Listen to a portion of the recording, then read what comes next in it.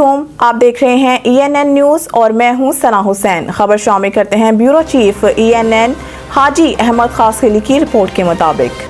मुश्तरका मफादात council की तश्कील 9 पहली मरतबा वज़ीर ख़जाना की जगह वज़ीर ख़ारजा कौंसिल में शामिल। वज़ीर आज़म शहबाज शरीफ की मंजूरी के बाद मुश्तरका मफादात कौंसिल की तश्कील 9 का नोटिफिकेशन जारी कर दिया गया है।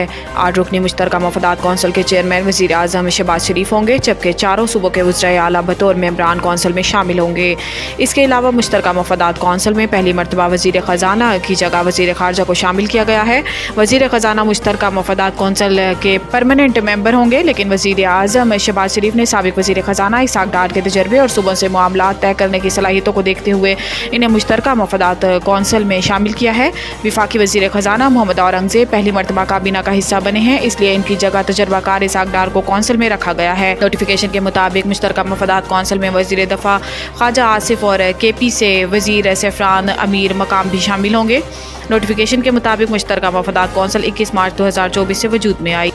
IMF के बड़े प्रोग्राम में जा रहे हैं और रवां माली साल ही मुआहिदे के ख्वाहिशमंद हैं। वज़ीर ख़जाना पाकिस्तान स्टॉक एक्सचेंज में तकरीब से खिताब करते हुए वफाकी वज़ीर ख़जाना मोहम्मद औरंगज़ेब का कहना था कि 14 और 15 अप्रैल को वर्ल्ड बैंक IMF इजलास में जाएंगे और नए प्रोग्राम के खदोखाल पर बात करेंगे।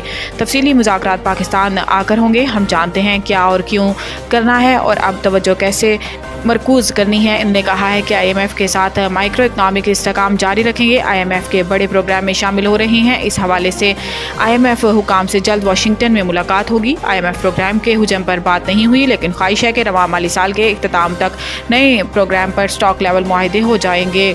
पंजाब में नवाज शरीफ किसान कार्ड की मंजूरी, चीन के ताउन से रिसर्च सेंटर बनाने का फैसला। लाहौर में मरियम नवाज की ज़ेर सदारत ज़रई इस्लाहात में मुनक्किद इजलास में Punjab seed corporation Punjab agri research board की तश्कील 9 का जायज़ा लिया गया और चीन के ताउन से ज़रई यूनिवर्सिटी फैसलाबाद में 2 अरब से रिसर्च सेंटर बनाने का फैसला। दौरान इजलास एग्रीकल्चर डिपार्टमेंट को हर फसल की पैदावार और डिमांड का मुकम्मल डाटा मुरतब करने की हिदायत दी गई और कॉटन गंदम चावल की फसल पर रिसर्च और डेवलपमेंट के लिए सेंटर ऑफ एक्सीलेंस बनाने की मंजूरी भी दी गई। इजलास में ज़रई ज़मीन को रिहायशी मकासद के इस्तेमाल रोकने के लिए कानून की तजवीज़ का जायज़ा लिया गया और एग्रीकल्चरल एक्सटेंशन विंग को जदीद टेक्नोलॉजी से आरास्ता करने और एग्रीकल्चर एक्सटेंशन विंग में 5 एग्रीकल्चर ग्रेजुएट्स की भर्ती करने पर इत्तेफाक किया गया। इजलास के दौरान वज़ीर आला पंजाब को दी गई ब्रीफिंग में बताया गया है कि किसानों को 2 साल में 7 अरब रुपए की लागत से 24,800 जदीद तरीन ज़रई आलात दिए जाएंगे।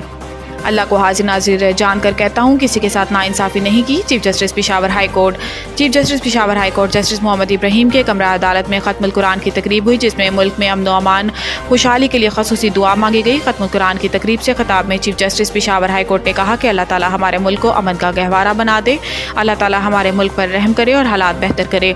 अल्लाह ताला से दुआ है कि हमारे मुल्क में इंसाफ का बोलबाला हो। जस्टिस इब्राहिम ने कहा कि कुछ अर्सा में 1000 ऐसी दरख्वास्तें सुनी जो दूसरे सूबों से आईं। अल्लाह को हाजिर नाजिर जानकर कहता हूँ कि किसी के साथ नाइंसाफ़ी नहीं की। कानून के मुताबिक हमने दरख्वास्त गुजारों को सुना। जितने साइलिन आए हैं, जिम्मेदारी लेता हूँ कि मैंने उनके साथ इंसाफ किया है।